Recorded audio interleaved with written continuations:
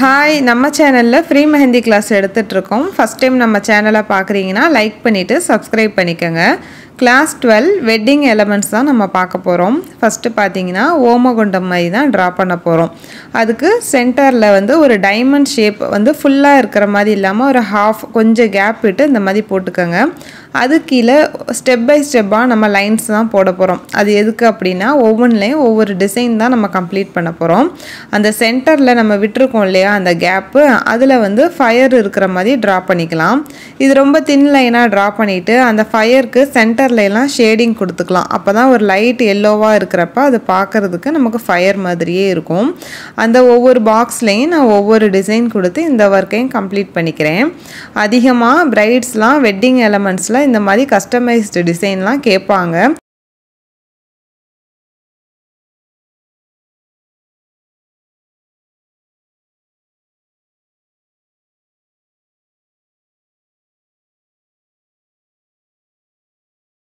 Next wedding not தான் பார்க்க போகிறோம். அதுக்கு ஃபஸ்ட்டு நான் போட்டிருக்க மாதிரி ஓவராலாக ஒரு ரெக்டாங்கிள் ஷேப்பில் பாக்ஸ் போட்டுக்கோங்க.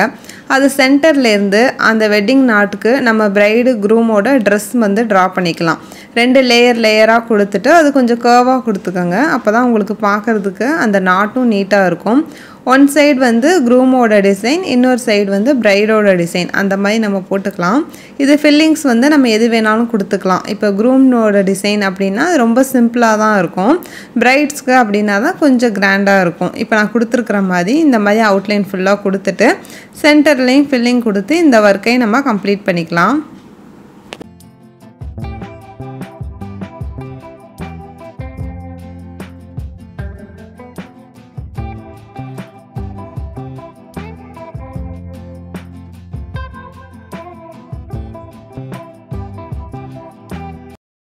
நெக்ஸ்ட்டு நம்ம ட்ரம்ஸ் தான் ட்ரா பண்ண போகிறோம். அதுக்கு ஓவல் ஷேப்பில் ஃபஸ்ட்டு வரைஞ்சிட்டு அதுக்கு கீழே வந்து நம்ம பாட்லாம் எப்படி கொஞ்சம் கர்வாக வரைவோம் அது மாதிரி வரைஞ்சிக்கலாம்.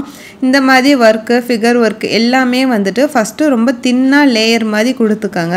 அந்த ஷேப் கரெக்டாக வந்துருச்சு அப்படின்னா மட்டும் அதை நல்லா போல்டாக மாற்றிக்கலாம். ஏன்னா நம்ம ஸ்டார்டிங்கே நல்லா போல்டாக வரைஞ்சிட்டோம் அப்படின்னா அது ஒழுங்கான ஷேப் வரலன்னா நம்ம அதை அழிக்கிற மாதிரி இருக்கும். அதனால் ஃபஸ்ட்டு தின்னாக கொடுத்துட்டு கரெக்டாக வந்தால் மட்டும் அதை போல்டாக மாற்றிக்கோங்க. இப்போது ஃபஸ்ட்டு ட்ரம்ஸ் பார்த்திங்கன்னா சிங்கிள் கொடுத்துருந்தேன். இப்போ நம்ம வரைகிறது வந்துட்டு ஒன்றுக்கு பின்னாடி இன்னொன்று இருக்கிற மாதிரி தான் வரைகிறோம். 2 வரைஞ்சிருக்கிறோம். இது வந்து ஃபில்லிங்ஸ் கொடுத்துக்கலாம், கிரிட்ஸ் கொடுத்துக்கலாம், அந்த சென்டர் டிசைன் நமக்கு எது வேணாலும் கொடுத்துக்கலாம். ஆனால் இது ரொம்ப ட்ரெடிஷ்னலான டிசைன்கிறனால இந்த மாதிரி நம்ம ஃபில்லிங்ஸு அப்படி இல்லை ஸ்பைரல் இப்படி கொடுத்தோம்னா நீட்டாக இருக்கும்.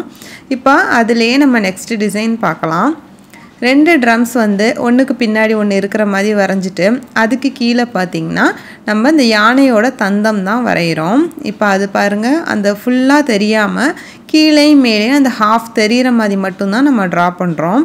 இப்போ நெக்ஸ்ட்டு பார்த்திங்கன்னா இதில் ஒரு தந்தம் வச்சோம், இதில் வந்து 2 இருக்கிற மாதிரி தான் நம்ம வரைகிறோம். இது எல்லாமே நம்ம வந்து ரொம்ப கர்வாக நீட்டாக வரையணும். அப்போ தான் இது பார்க்குறதுக்கு அந்த ஷேப் நமக்கு கரெக்டாக கிடைக்கும். நான் ஆல்ரெடி சொன்ன மாதிரி இது நல்லா தின்னாக ட்ரா பண்ணுங்கள்.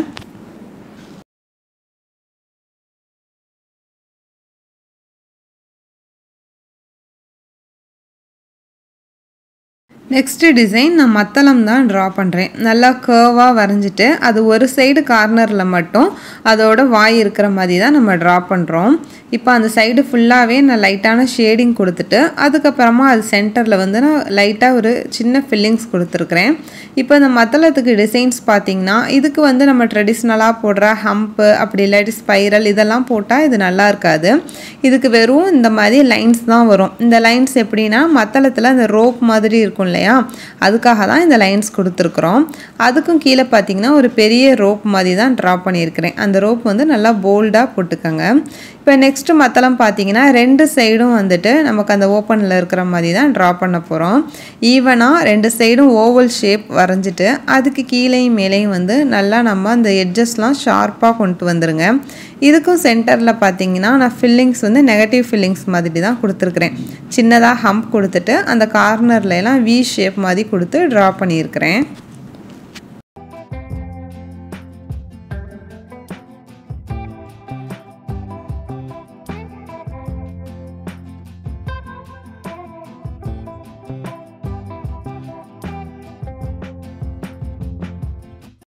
நெக்ஸ்ட் டிசைன் பார்க்கலாம். இது வரைக்கும் நம்ம தனித்தனியாக வரைஞ்சோம் இல்லையா, அது எல்லாமே ஒன்றா எப்படி வரைகிறதுங்கிறது தான் நம்ம பார்க்க போகிறோம்.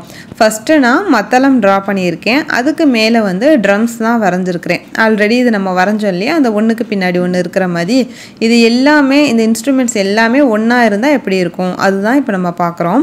இப்போ இந்த சைடும் சின்னதாக இன்னொரு மத்தளம் நான் வரைஞ்சிருக்கிறேன். அதுக்கு மேலே பார்த்தீங்கன்னா அந்த யானையோட தந்தமும் நான் ட்ரா பண்ணியிருக்கிறேன். இப்போ நான் ஃபஸ்ட்டு உங்களுக்கு ஓரலாக தான் வரைஞ்சி காட்டியிருக்கேன். அந்த அவுட்லைன் மட்டும்தான் போட்டிருக்கிறேன். நெக்ஸ்ட் ஒர்க்கு இதிலே எப்படி இது ஃபில்லிங்ஸ் பண்ணுறது அப்படின்னு தான் பார்க்க போகிறோம். இப்போ நான் வரைஞ்சிருக்கிற மாதிரியே ஃபஸ்ட்டு நீங்களும் ஓரல் ஷேப் வரைஞ்சிக்கோங்க. அதுக்கப்புறமா அது ஃபுல்லாக நம்ம ஃபில்லிங்ஸ் பார்த்துக்கலாம். இப்போ பாருங்கள், இந்த ஒர்க்கில் வந்துட்டு சென்டரில் வந்து நான் நெகட்டிவ் ஃபில்லிங்ஸ் தான் கொடுத்துருக்குறேன்.